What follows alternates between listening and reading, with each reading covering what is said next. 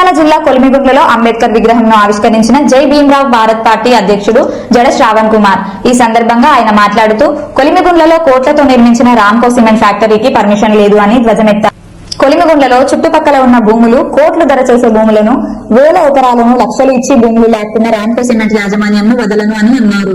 భూములు ఇచ్చిన రైతులకు ఇంటికొక ఉద్యోగం ఇస్తామని చెప్పి తక్కువ ధరకే భూములు లాక్కుని మోసం చేసిన రామ్కో సిమెంట్ యాజమాన్యంపై హైకోర్టులో కేసు వేశా అని అన్నారు. మంత్రికి మరియు స్థానిక ఎమ్మెల్యేకి కోట్లు ఇచ్చి అధికారులకు లంచాలు ఇచ్చి ఎలాంటి పర్మిషన్ లేకుండా రామ్కో సిమెంట్ ఫ్యాక్టరీ అక్రమంగా నిర్మించారు అని జడ శ్రావణ్ కుమార్ అన్నారు.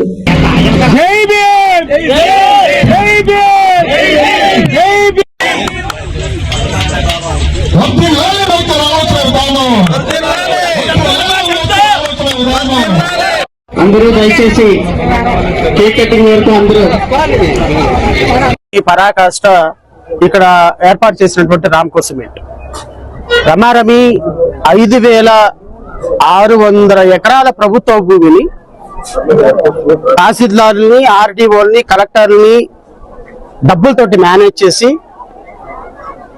పేద ప్రజల దగ్గర నుంచి 40,000కి 50,000కి ఎకరం భూమి రాయించుకొని 5,000 ఎకరాలు రమారమి ఈ రోజు ప్రభుత్వ భూముల్ని సొంత భూములుగా మార్చుకొని కొన్ని వేల కోట్ల రూపాయలు దోచుకుంటున్నటువంటి రామ్కో సిమెంట్ మీద ఖచ్చితంగా న్యాయ పోరాటం చేస్తాం. ఇప్పటికే 3,000 ఎకరాలు దోచుకున్నటువంటి విధానం మీద హైకోర్టులో కేసు వేశాం.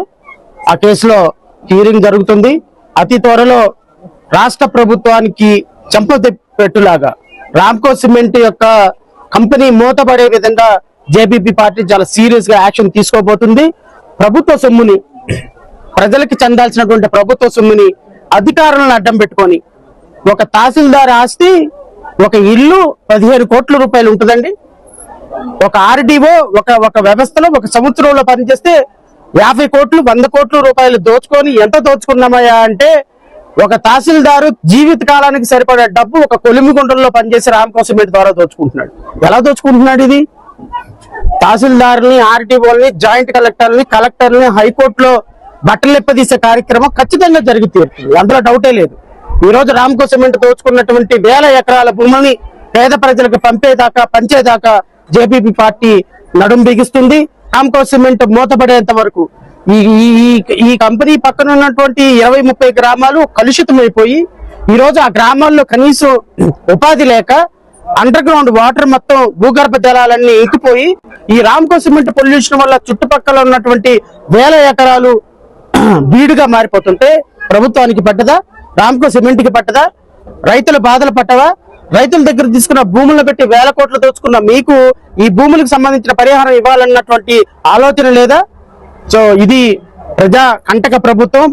ఈ రోజు బీసీ జనార్దన్ రెడ్డి ఇక్కడ ఈ సిఐలను అడ్డంగా పెట్టుకొని జేబీపీ పార్టీ వాళ్ళని మీద రౌడీ షీట్లు ఓపెన్ చేస్తావు. నేను సిఐ కూడా చెప్తున్నా, మీ ఉద్యోగం ఓడబీకే కార్యక్రమం సీరియస్ గా చేయకపోతే జేబీపీ పార్టీ అధ్యక్షుడిగా నీకు వార్నింగ్ ఇస్తున్నా.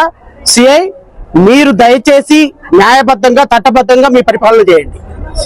అంతేగాని సిఐ మా పార్టీకి సంబంధించినటువంటి జిల్లా అధ్యక్షుడి మీద రౌడీ షీట్ ఓపెన్ చేసి మా పార్టీకి సంబంధించిన జిల్లా అధ్యక్షుడు రామ్కో సిమెంట్ మీద ఫైట్ చేస్తున్నాడు, హైకోర్టులో కేసులు వేస్తున్నాడని ప్రతిరోజు పోలీస్ స్టేషన్ కి పిలిపించి నీ ఇష్టం వచ్చినట్టు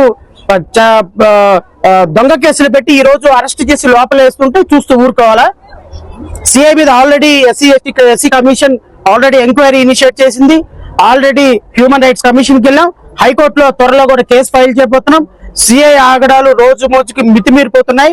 నేను కోయా ప్రవీణ్ గారు కూడా చెప్తున్నా, సిఐని ఇక్కడ నుంచి ట్రాన్స్ఫర్ చేయకపోతే జరిగే పరిణామాలకి వ్యక్తిగతంగా కోయా ప్రవీణ్ బాధ్యత వహించాల్సి వస్తుంది.